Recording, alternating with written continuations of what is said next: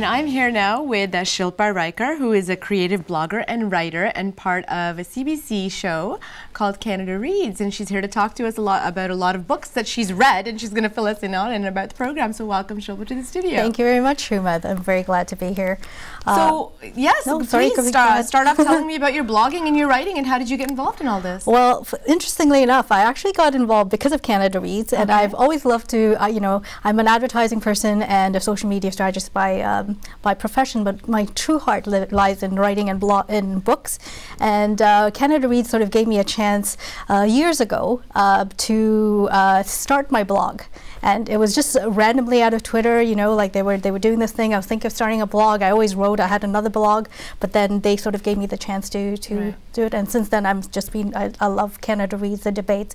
What happens is that it's five books, and it's 4 days of debates, and there's one winner.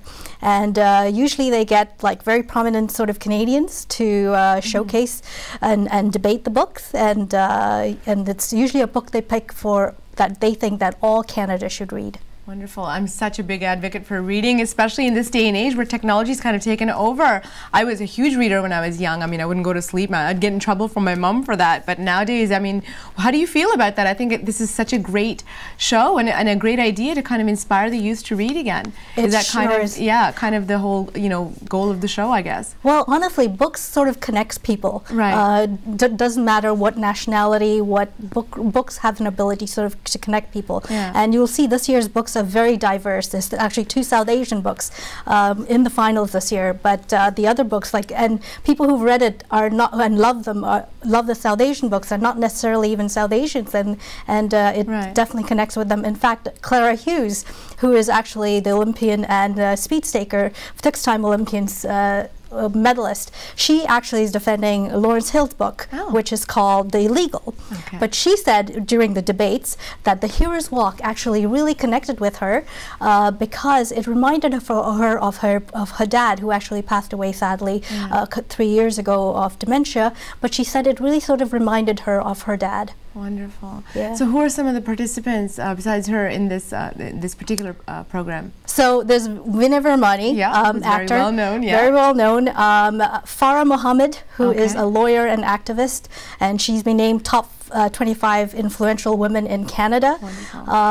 There is Bruce Toon-Tip, who is an entrepreneur and a social activist. And well, who else? There's Adam Edge Copeland, who was an ex-wrestler. Oh, wow. And he has been named, I think, the youngest person to be in the Hall of Fame for wrestling. Ex-wrestler. Wow, that's good to know. The wrestlers read too, right? They're like the intellectual side, like Jesse Ventura. I remember him. Sure. So let's look at some of these books. We've got Badami. So what is A Hero's Walk? Anita Rao Badami. So what is this book about? So this is a book that actually Vinay Vermani is championing. And he actually has just got the rights to make a movie about it, so you will see that in the next few years at some point in time. But that's a book. It's actually primarily set in India on the Bay of Bengal in a small sort of town, and it's mainly a book about family, and it's a book about tragedy in a family and the complexities of how they deal with that life. But the main character is Shripati Rao. He's about 57 years old, but he has a family that's very sort of has all the complexities and crazinesses that go in a family. But his not to give away too much, but his daughter basically moves to Vancouver and marries someone who is Canadian, and he sort of disowns her. But circumstances happen that he actually has to deal with this past, and he actually has to deal with her daughter, who is his granddaughter, and bring her back to India.